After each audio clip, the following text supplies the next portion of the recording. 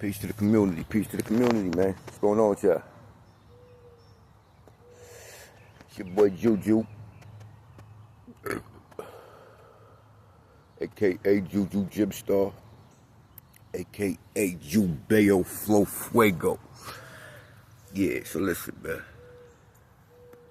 We're gonna try to do something a little new there, man. Yeah, I smoke weed, just so everybody knows. It's legal out here in New York, legal for recreational use and all that. So I smoke it recreationally. But I'm off work today, over out here visiting my sister out east. And just wanted to get into some words for the people, man. Like, I've been a lot of places in my life.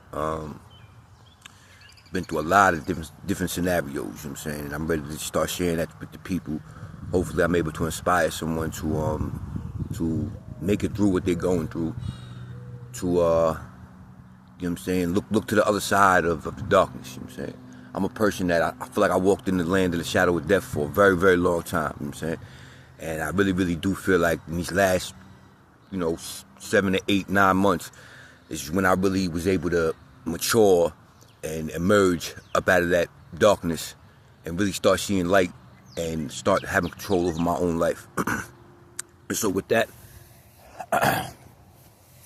I decided that maybe I got like 10 solid jail stories, man, that some people might have experienced, some might not have. And I saw all this shit through the eyes of a person that never really had people that wanted to take care of him when he went in jail. You know what I'm saying? When I went to jail, I had people that would get very mad at me. I had people that would swear I wasn't gonna be much of anything else but going to jail, you know what I'm saying? And so I lost a lot of good people going to jail, you know what I'm saying? And so a lot of the time I spent in jail was hard time, you know what I'm saying? There's a couple different ways you could do your time in jail.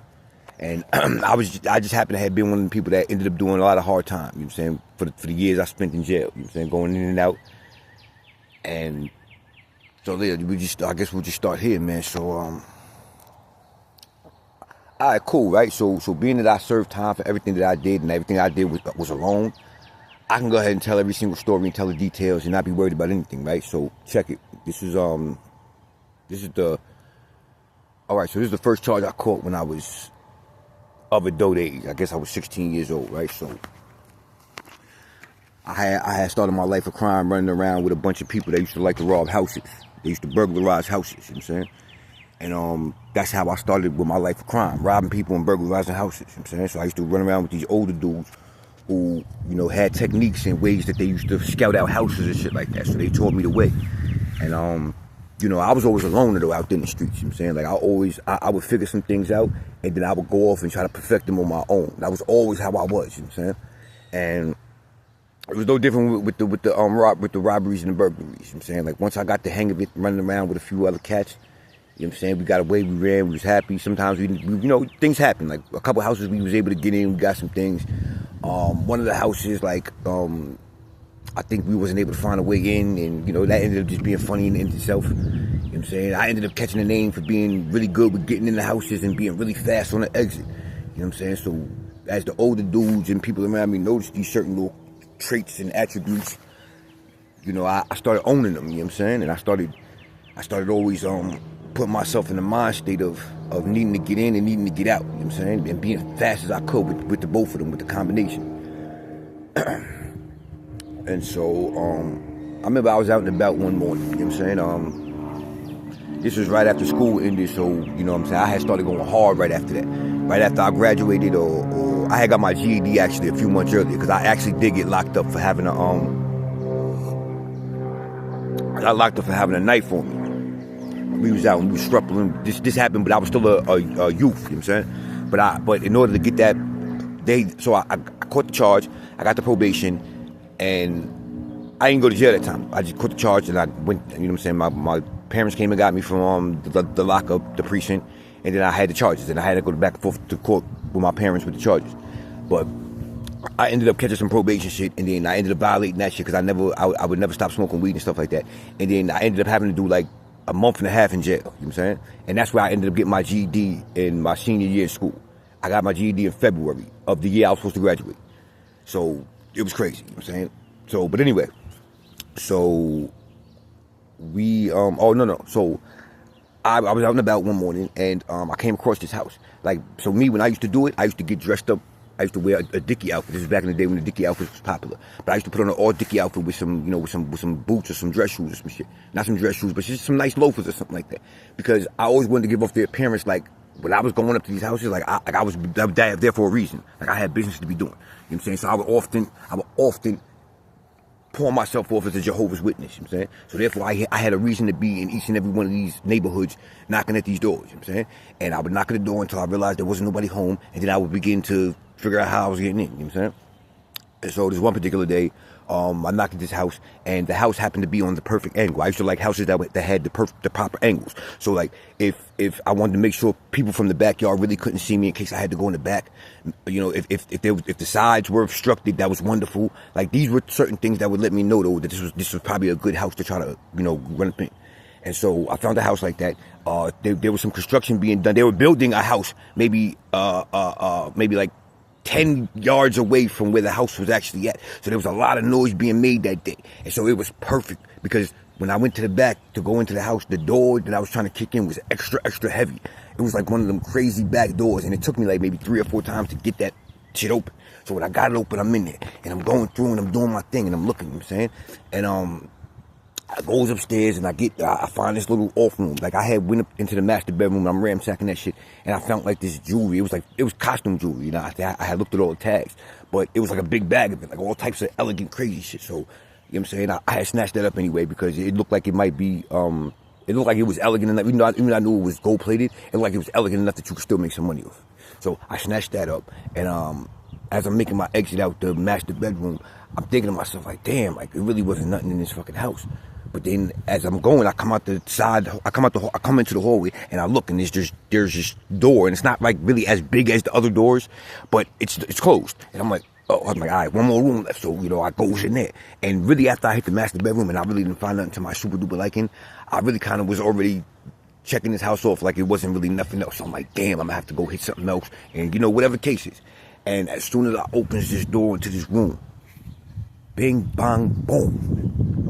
It was a case taller than me with, it was a whole rifle collection in there. All different types of shit, right?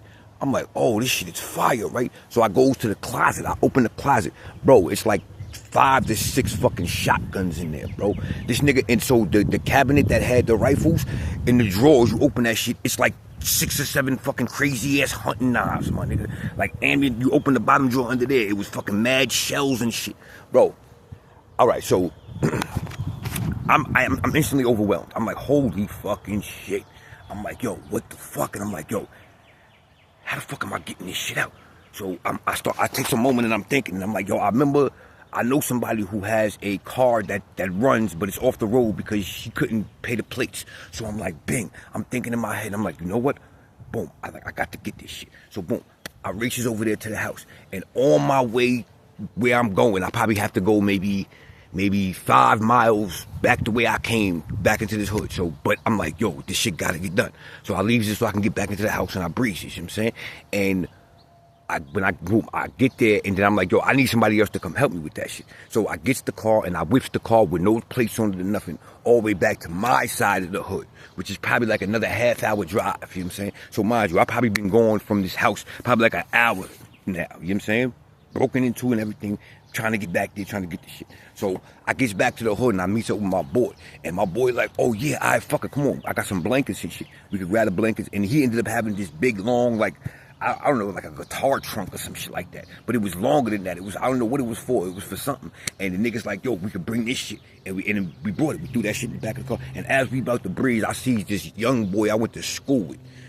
And he always had his license, the car and everything. So I'm like, yo, hold on a sec. And just in my mind, it was a good idea to go grab this nigga up and get this nigga to ride us over there instead of trying to whip this car. Because remember, the car I had didn't have no plates on it.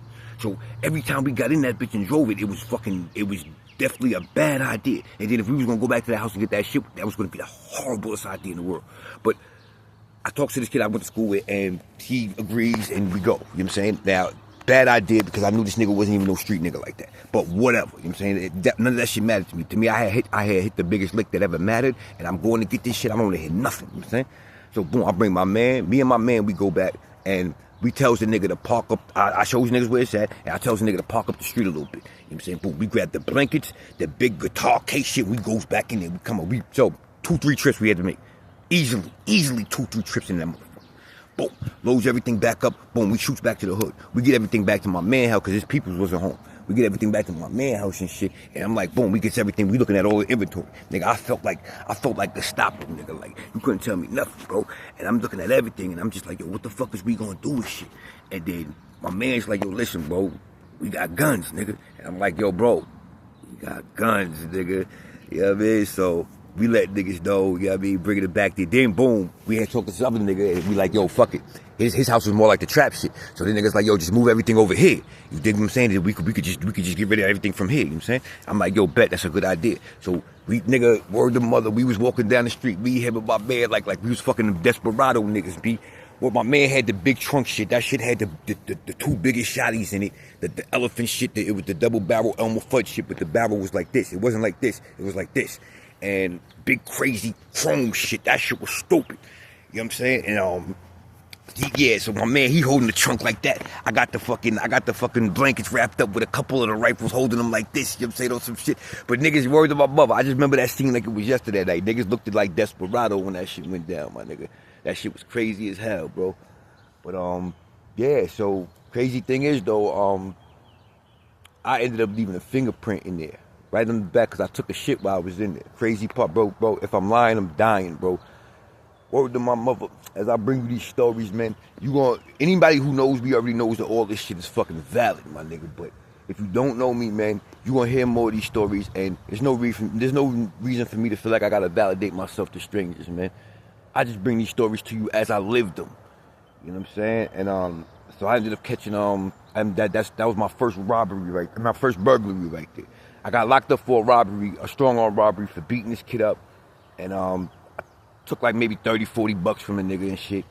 And he told, you know what I'm saying? And but got locked up for that, and then they came and got me later for the burglary, because like I said, I had to take a shit that morning. And before I left to go back to get the car, I took the shit. But I used to have the socks and shit on my hand. And when I went to wipe my ass, I took the sock off to wipe my ass properly. And when I did that though, I touched the side of the toilet paper dispenser. And that's where they got a partial print off of, they got like, probably half of my fingerprint off of that shit. And that's how I went down for that shit. Word up. I got two charges. I got 9 months. Out of that you do 5 and 4, some shit like that for the robbery. And then I got 8 months. Out of that you do 5. So I ended up doing 9 months altogether. That was my first 9 months in jail. I was 18 years old. I came out 19. Word up. I went in, I was probably like 160. Came home, I was 210. So easily. Whoa. You know what I mean? That was where it all began. That was my first bid. That was my first little time in jail doing real time and shit. I told you I had to do that a little month and a half before that to get off of probation. And but that shit was just like, you know what I mean? I had got my GED and I was on the minor tier and all that shit. And that's why I learned about jail and shit. But yeah, my nigga, like, this shit is just crazy, you know what I'm saying? So I guess next story what I do is I'll tell you what happened during that bid. During that first 9-month bid, I give you the nitty gritty. I'm gonna give you the good, the bad, and the ugly. I lost the chick I was fucking with. I lost everything right there. Lost the place I was living, everything. When I came home, everything was different, but I'll get back to y'all on that, man. I appreciate y'all for taking the time to listen to your boy Juju Jim Star, man. These motherfucking war stories / jail stories / prison stories, man.